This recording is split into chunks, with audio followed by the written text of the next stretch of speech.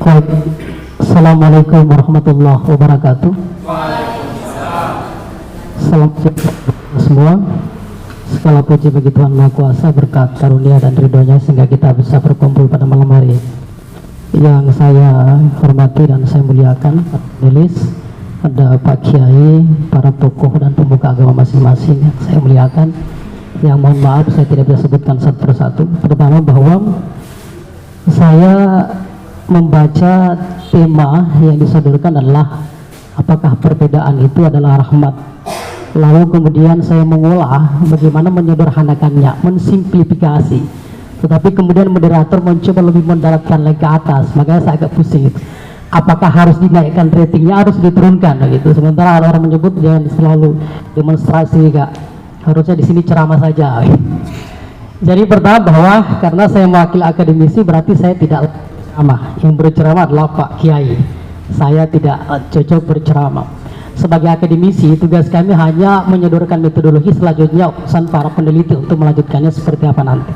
Pertama bahwa jika melihat konsep problem yang terjadi sebenarnya adalah problem metodologi. Tidak ada satupun problem kemanusiaan selain problem metodologi.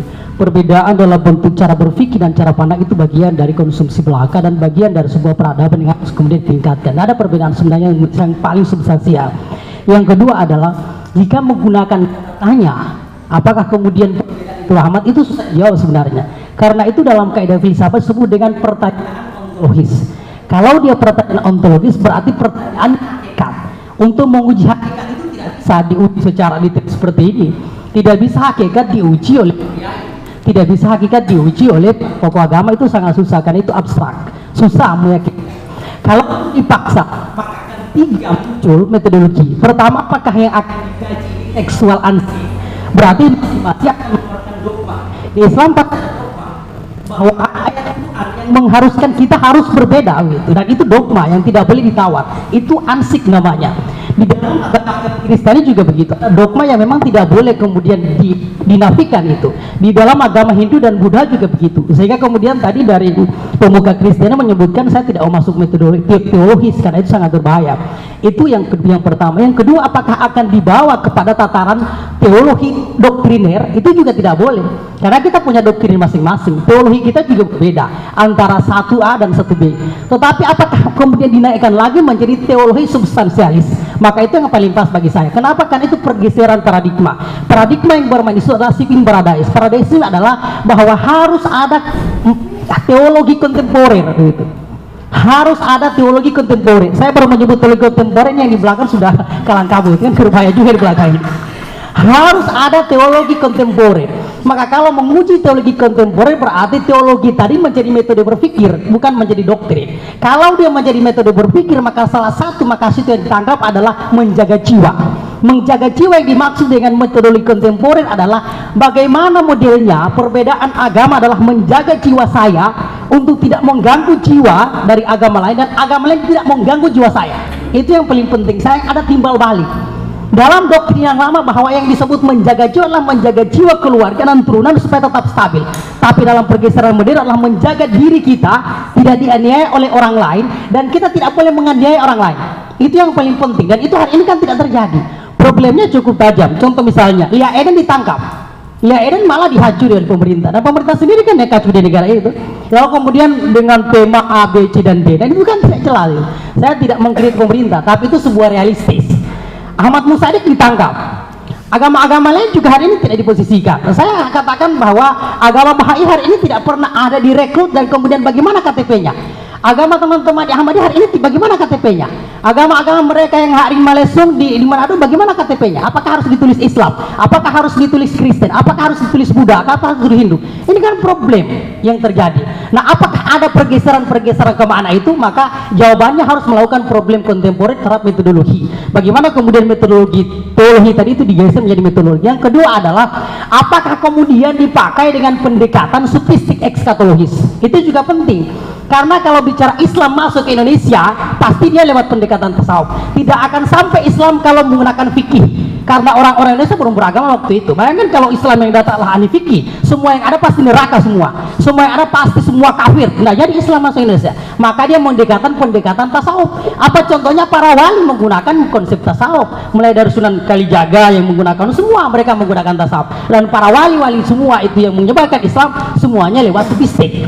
Lalu kemudian pada pendekatan ekskatologis, kita menghindari jalur-jalur kematian, seolah-olah yang punya nuansa surga adalah kita, pemuka surga adalah kita, orang tidak punya surga.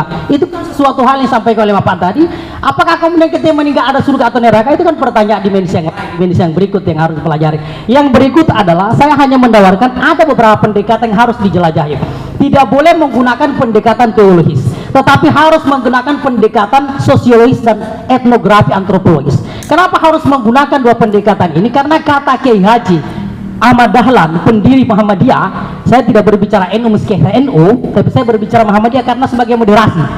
Jangan sampai sudah NU terus yang dibicarakan. Kata Kiai Ahmad Dahlan, kalau sudah berbicara sosial, kalau sudah berbicara relasi kemanusiaan, tidak boleh ada dan tidak mesti ada satu konsep teologis yang boleh menghalanginya. Tidak boleh sama sekali. Tidak boleh antara hubungan saya ini dihalangi karena perbedaan keterangan. Itu tidak boleh sama sekali. Itu yang disampaikan oleh Kiai Haji Ahmad Dahlan, pendiri Muhammadiyah, sehingga dia disebut dengan the fake kiai atau kiai palsu. Itu kan dicap ke dia. Karena kenapa dia harus melakukan itu? Karena relasi yang dia bangun adalah tiga hal. Pertama, Islam Indonesia tidak akan maju kalau tidak mengikuti pola pendidikannya orang-orang Barat waktu itu. Karena pendidikan yang maju adalah orang-orang Belanda punya. Bagaimana konsep pendidikan Belanda, sekolah-sekolah Belanda itu yang dicuri dan itu yang diambil oleh Kiai Haji Abu Salim, Kiai Haji Ahmad Dahlan. Yang kedua dari segi kesehatan, bagaimana kemampuan orang-orang Barat mendesain kesehatan, dan itu diwujudkan dengan rumah sakit yang dibangun oleh teman-teman di Muhammadiyah. Dan yang ketiga adalah sosial. Apa yang diambil oleh dia? Bagaimana membentuk panti asuhan, dan itu kemudian hari ini mereka jalankan. Muhammadiyah unggul dalam pendidikan, Muhammadiyah unggul dalam rumah sakit, dan Muhammadiyah unggul dalam panti asuhan. Pertanyaannya, NU bagaimana? Kan begitu. Gue juga belum tutup maju sampai hari ini kan. Maaf, saya tidak menyinggung siapa. Oh iya, saya agak keliru ya. Saya nggak tahu kalau ini lain. Saya nggak tahu.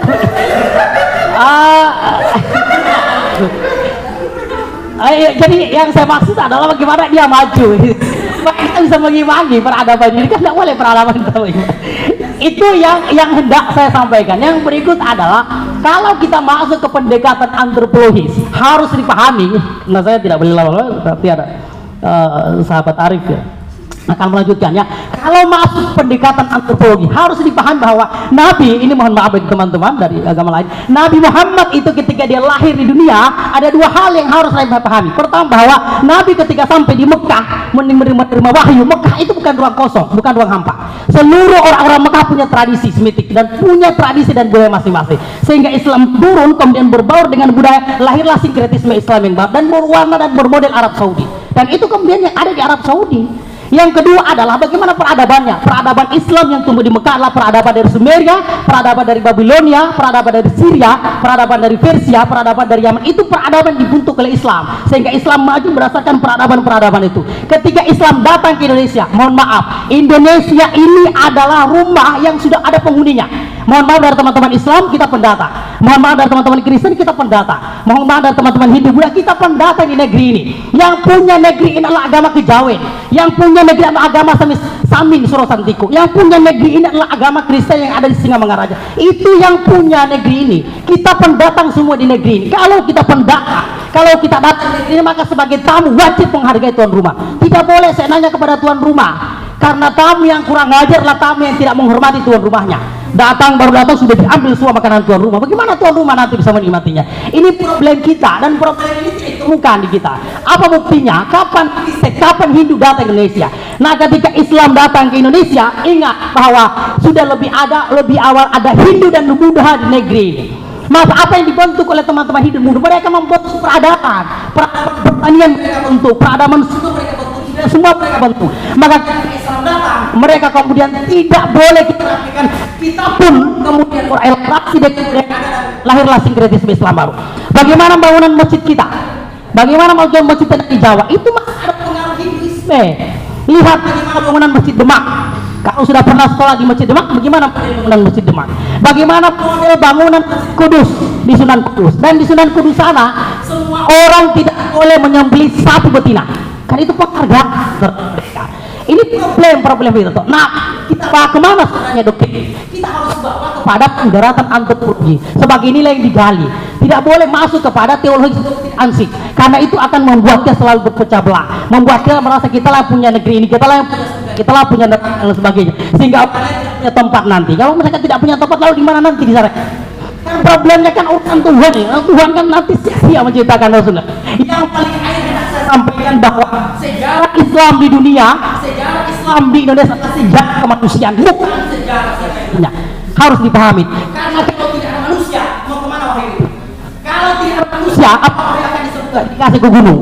Apa wahyu akan dikasih ke batu? Yang seperti sampaikan kita. Semua menolak menerima wahyu. Lalu kemana wahyu itu? Kepada seluruh manusia di muka bumi ini. Maka sejarah adalah sejarah manusia. Tanpa manusia tidak ada yang bisa berbuat sendiri. Maka yang penting disampaikanlah dalam tulisannya Prof. Al-Maki, dia menyebut bahwa kalau melihat Indonesia, hendaknya kita melihat dengan dua cara. Pertama adalah dengan cara yang tinggi dan dengan cara yang luas. Gimana caranya? Kita seperti elang terbang di bawah angin, kalau melihat ke bawah, sehingga kita campaknya tidak bisa kita jangkau dan tidak bisa kita ukur bagaimana proses tumbuh pada anak itu. Tapi kalau kita menggunakan kacamata kita di darat, maka ketika kita datang ke hukum lantaran, kita susah membedakan ini pohon apa habis kita hanya begitu melakukan, tidak akan menemukan kekhasan harmoni dalam sebuah peradaban. Ini harus kita tutup dalam hal membangun peradaban.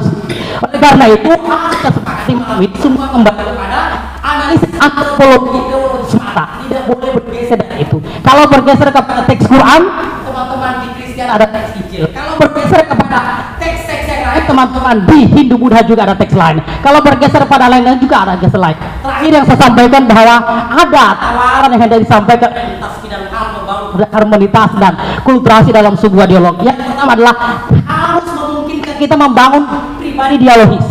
Pribadi dialogis itu ada 3 tawarannya. Pertama, berpandangan utuh dan berpandangan urgen. Berpandangan utuh adalah berpandangan menyeluruh, tidak boleh terbelah-belah. Kalau kita berdekatan dengan teman-teman kita yang berbeda agama, harus utuh satu pribadi, tidak boleh pribadinya berbeda-beda. Pandangan urgen, apa yang harus dibicarakan? Standar kemanusiaan, karena Islam itu agama rahmat, bukan agama perbedaan. Yang ketiga adalah bagaimana adalah keterbukaan. Kedua itu keterbukaan, masalah keterbukaan dalam segala. Tidak boleh keterbukaan yang simpang siur. Dan yang terakhir adalah bagaimana toleransi. Ini sebenarnya ada dalam NU yang disebut tawajud dan sebagainya. Tapi saya tidak menggunakan itu karena itu hasil penelitian dari kawan zaman Mustamin Ahmad. Kenapa orang-orang menolak itu? Karena itu jargonnya NU. Sehingga teman-teman di luar NU menolak itu. Wah, ini jargon NU. Seolah-olah NU lah ibunya ini. Sehingga kita harus cari jargon baru untuk mendekatkan itu. 3 hal yang harus bahwa kita harus berpikir terbuka, yang kedua kita harus berpikir toleran, dan yang ketiga kita harus berpikir mendalam. Ini 3 cara yang disampaikan. Tidak boleh memakai urut tadi. Kenapa? Karena kita menjaga moderasi, yang kedua kita menjaga relasi lintas agama. Saya pikir ini. Terima kasih, mohon maaf, dan saya kembalikan kepada moderator.